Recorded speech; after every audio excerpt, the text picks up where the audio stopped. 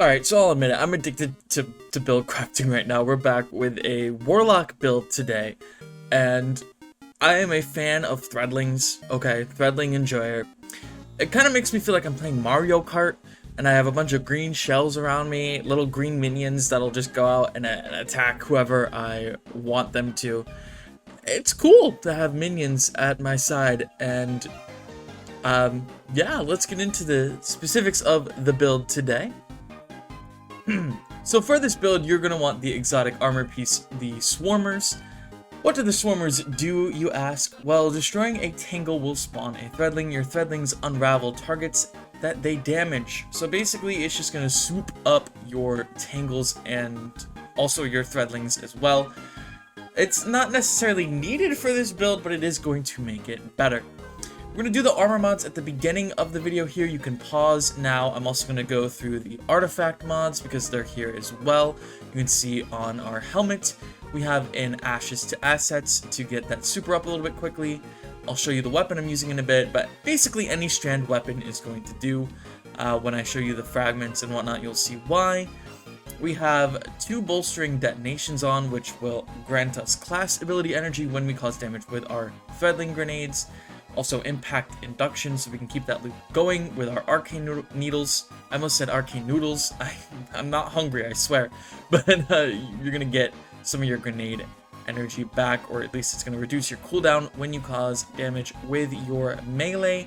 Again, your chest plate, as always, whatever resists you need on, or whatever you want to run.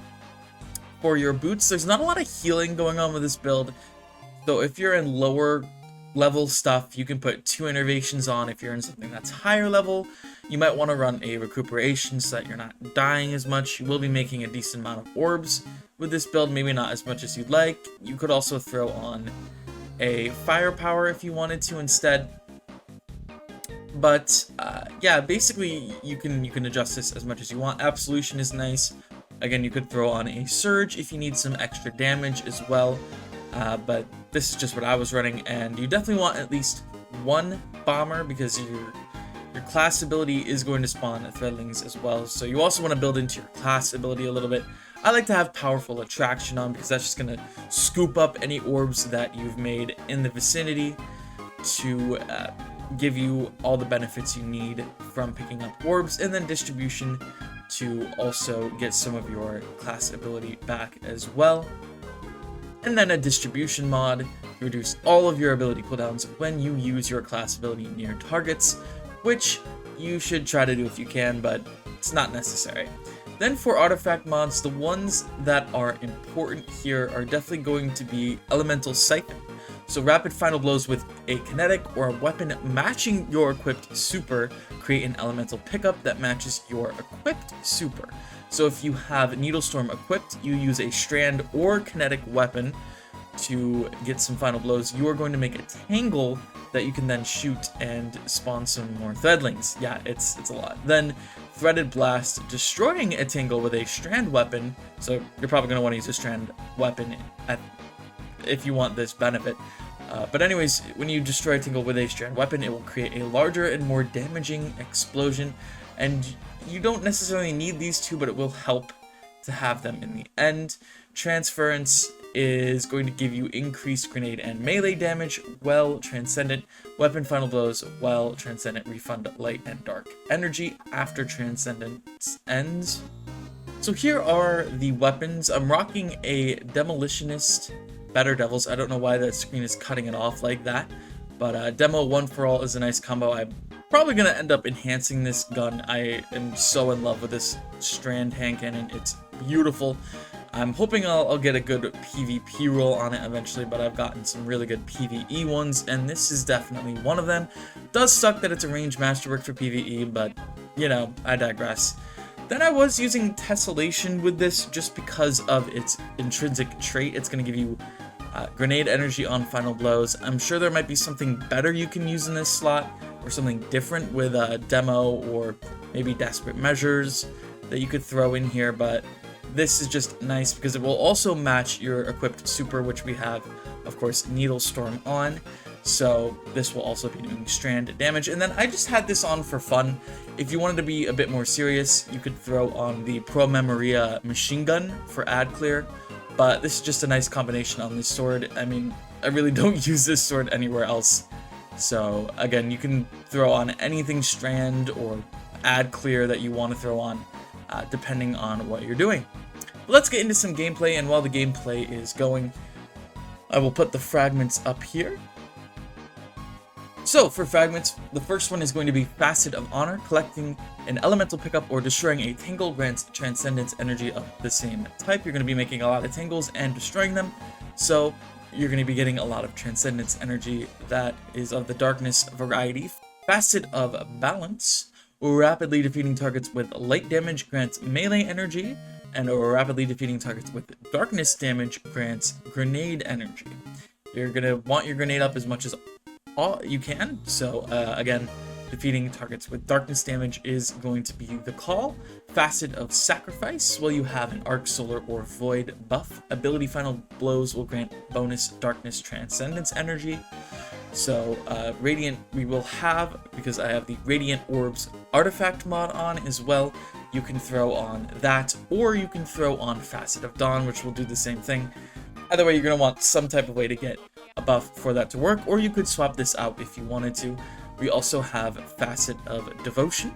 Defeating targets afflicted with stasis or strand debuffs grants bonus light transcendence energy. We're definitely going to want that because we really don't have that many ways to get light transcendence energy, and we will be debuffing a lot of targets with strand, so that will work. Facet of Awakening. Rapidly defeating targets with light or darkness damage or super final blows generates an elemental pickup of this matching damage type. That'll just give us more tangles, and I'm here for it. And finally, the last one here, but certainly not least, is Facet of Solitude. Landing rapid precision hits emits a severing blast from the target. While transcendent, the severing blast is bigger. Bigger is better in this case. So definitely geared around tangles, making tangles as many as you can, and so on. For aspects, of course, we have Weaver's Call on. Activate your class ability to weave 3 Threadlings and deploy any Threadlings you have perched. Targets defeated by strand damage have a chance to generate a perched Threadling. And then I put Helion on, but again, if you are in higher level content, you could throw on Feed the Void or Bleak Watcher if you wanted to instead. It really depends on what you prefer, but Helion will give you that Solar Mortar on class ability activation. You're going to have your class ability a lot, so you're almost always going to have Helion up. And I kind of just wanted to try this new aspect out. I haven't really had a chance, but again, Bleak Watcher or Feed the Void are other solid options. Then of course we have Phoenix Dive, Burst Glide, Arcane Needle, and Threadling Grenade, and our super is Needle Storm if I didn't already mention that 3 times. Anyways, enjoy the rest of the gameplay, like the video if you enjoyed, and I'll see you next time.